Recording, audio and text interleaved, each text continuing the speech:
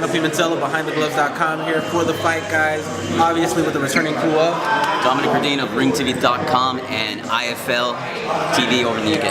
and Stephen Gureño, KOR Sports on YouTube. And the lovely and beautiful Frederick Hoffman. and we are here with the lovely and beautiful Mr. John David Jackson over here. John David Jackson, obviously we're standing right now overhead as they can see us. Andre Ward versus Sergey Kovalev. Big fight coming up in about a little over 2 weeks right now. How's Sergey looking? How's everything in camp going? And let's just update everybody on what's going on. Well, camp is going good. We were there for 4 weeks, and now we came to the Oxnard sea level to get acclimated to this climate. Everything's going fine. Sergey's right on schedule. The weight's great. He's always there. So now we're just fine-tuning and getting ready, maybe for a few new tricks that Andre may try to pull out of his hat. But, for the most part, we've covered all bases. Now we're just fine-tuning and getting ready for the fight on November 19th. Just before I ask my question, what does he weigh 2 weeks before the fight? Usually, he's like 183. Right now, he's 177. He's 177? Wow. Now, if I may ask you, 2 weeks before the fight, is the work done in the ring or in front of the TV? 2 weeks before the fight. Yeah, 2 weeks before the fight. Where do you get your most value, most bang for your buck? Inside the ring. Inside the ring. Because we're still going over, fine-tuning things, and maybe certain things aren't being properly executed. So, mainly still in the ring, we're doing most of our work, trying to get it as fine-tuned as we can. Andre Ward has been on a 2-year hiatus from 2013 to 2015. He made his comeback in June of 2015, I believe. He's had 3 fights, but some boxing experts say he hasn't looked too impressive. Is that going to be an advantage for you guys come November 19th? Well, we like to think that it's going to be an advantage for us. Luckily, Andre has gotten some of the rust off, but he hasn't fought high-quality opposition to really get the rust off the way he should. The last fight was a joke, but he knew that going. Listen, he was trying to get the rust off the best way he could. Wasn't looking for a knockout. Probably wouldn't have gotten a knockout if he looked for it. He's not that kind of puncher.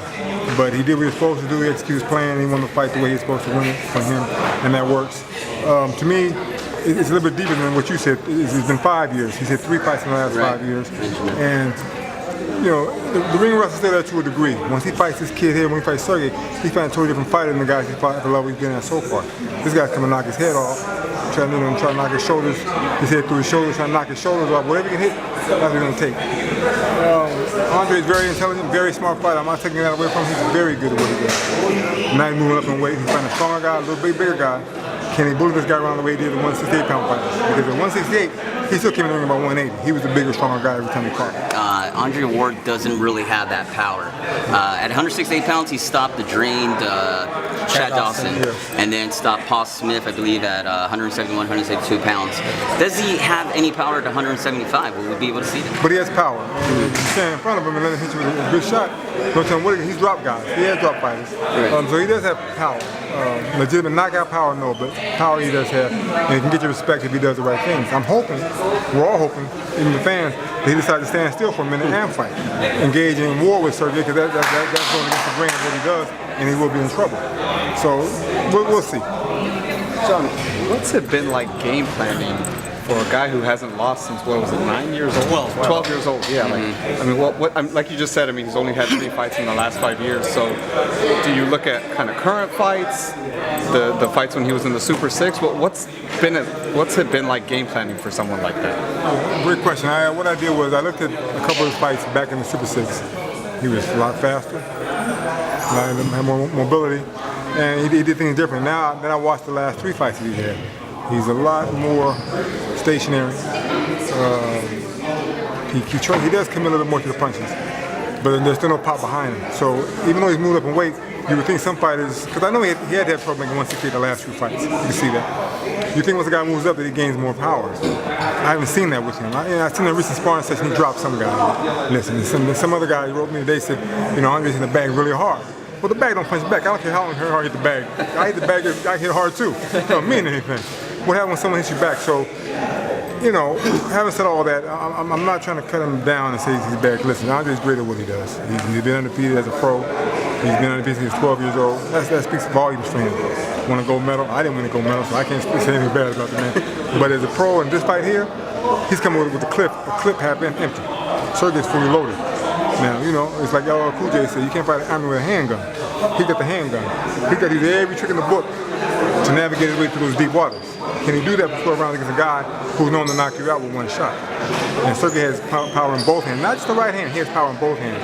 And he can go to the body, he can hit him everywhere, the shoulders, chest, his arms, everything can hit him to defuse the puzzle that is Andre Ward. And you know, we're not going for the head the first couple rounds. Forget the head.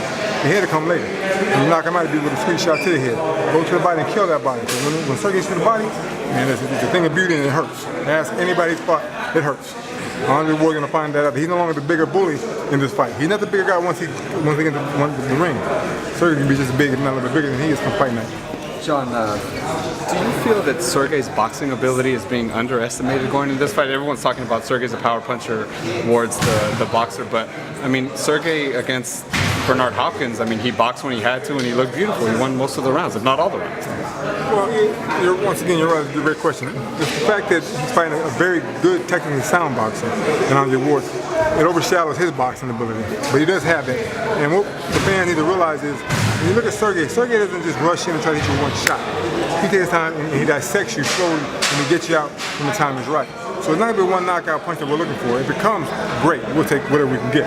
But I think it's going to be a slow, debilitating beating that he's going to give Andre Ward and stop him in the later rounds. You're obviously giving somewhat away of what, not the plan maybe, but what you're expecting that night from Sergey.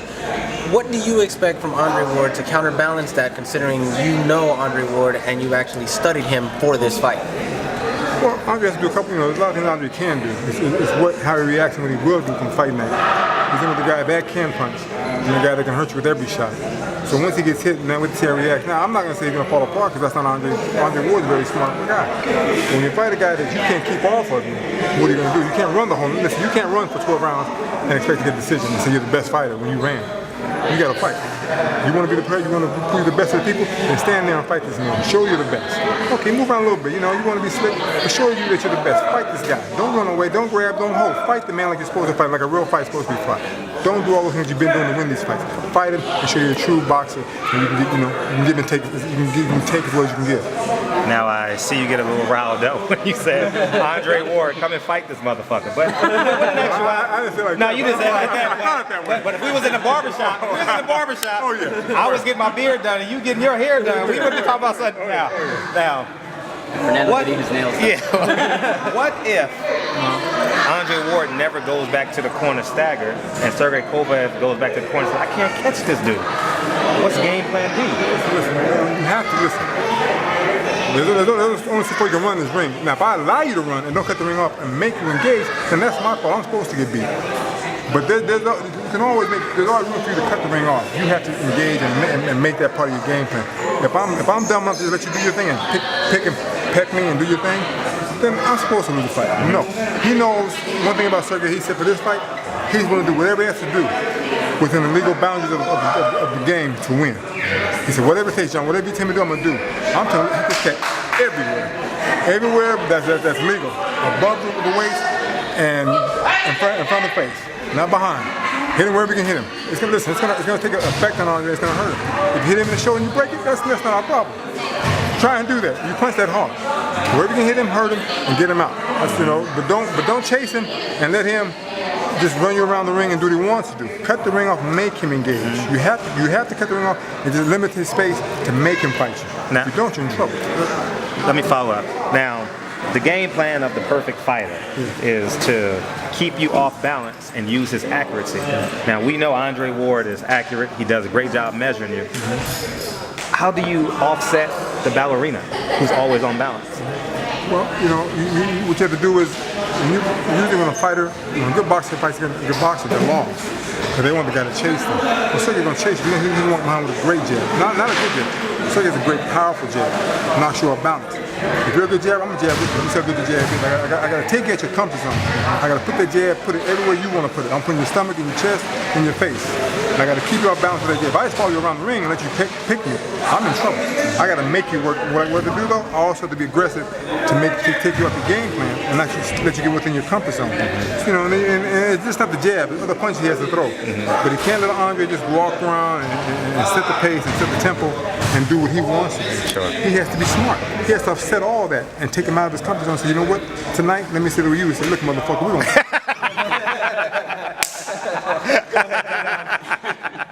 Now, Sergey Kovalev's temperament is of an aggressive fighter.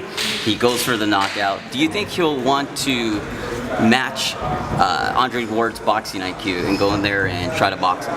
There's no need for that because then you're going to lose. That's a losing game right there. Why would I try to match a master boxer when that's not my forte? I'm going to lose. I'm going to lose that match every time.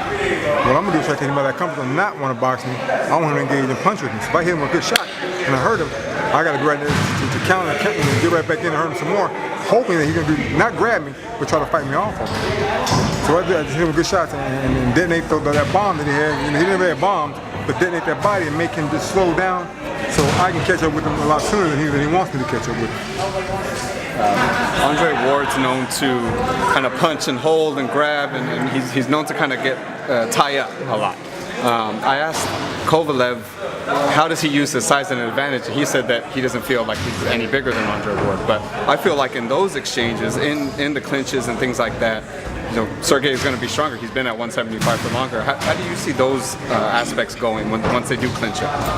Well, you know, I go back to the Bernard Hopkins fight. You know, that was one thing I told Bernard's people not to fight this kid in the first place. He was strong. Once Bernard realized on the inside, when he clinched how strong this guy was, Bernard got smart. So, you know what? I can't keep holding this guy.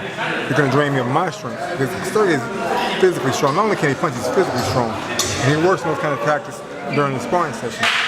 So if Andre does that, you know, I don't really welcome it because it's boring for the fans, but Andre might mess around and deplete himself of all of his power and strength because that takes a lot of wear and tear out of him.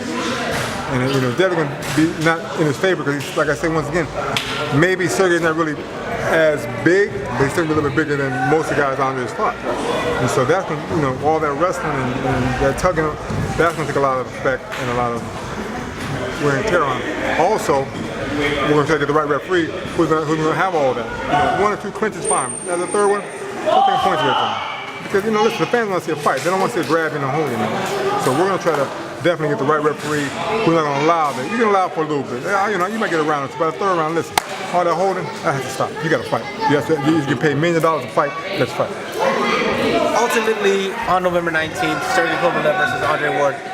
Your prediction on what the fans need to expect and what do you think they're going to get that night? Well, I would hope for the fans. I can't predict what they need. I would hope that they would get a great fight between 2 of today's best pound-for-pound fighters who are both at their peak. Whether they're at the peak, they're both, you know, they're here. Soon they hit the downward slide. Right now they're still here, both fighters. Unfortunately for Andre, he just hasn't been active as Sergey. That's going to play in Sergey's favor. But Andre still is very intelligent. He may be able to neutralize that. I just want the fans to get a fight that they deserve. You know, people talk about Pacquiao, Mayweather, and they even talking about Pacquiao, Mayweather too. One was terrible. Floyd did what he was supposed to do in the fight. Who wants to see 2? This fight, I hope this fight brings all the excitement and all the combatants that the two are to come together and make this one tremendous, unforgettable fight. That's what I'm hoping for. That's what we're shooting for. It takes 2 to tango. Let's see what Andre does. Because if he's the true champion he's claiming to be now, fight. Go out on your shit. If you get knocked out, so what? Greater than you've been knocked out, come back. Go out on your shield, fight this guy. And if he does it, hey, we'll see who's the best man. If he runs, he might be the best man because he has, he ran and won the fight. You know, with all the accolades that Sergey has received over the years, could a victory over Ward be his gold medal? He could see it that way. I don't know if he would, but you know, listen, a victory over Andre Ward is a great accomplishment. Name one person that's done it as a pro. You probably can't name the last amateur that did it. It's a great achievement. And that's my job to help him achieve that, and that's what we're looking for and looking forward to be victorious on November 19th. It's a business. It's a big task. I'm not saying it's easy. It's not easy. I talk a lot of trash. When it's all said and done, we got to earn that victory. It's not going to be given to us. Andre, whatever he has to do to win, he's going to do. So we got to earn it, and that's our job, and that's what we're looking forward to doing, earning the victory that day. As always, I'm Fernando Pimentel for The Fight Guys. Thanking John David Jackson for his time talking about this fight, breaking it down with us. Again, I'm Fernando Pimentel from BehindTheGloves.com and Dominic Verdine of RingTV.com and IFL TV. Steven Guarino of KOR Sports on YouTube. And the lovely, sexy Frederick Hawthorne. And as Samuel L. Jackson would say, go get that motherfucker. as always, fight fans, we'll see you at the fights. Have a good one.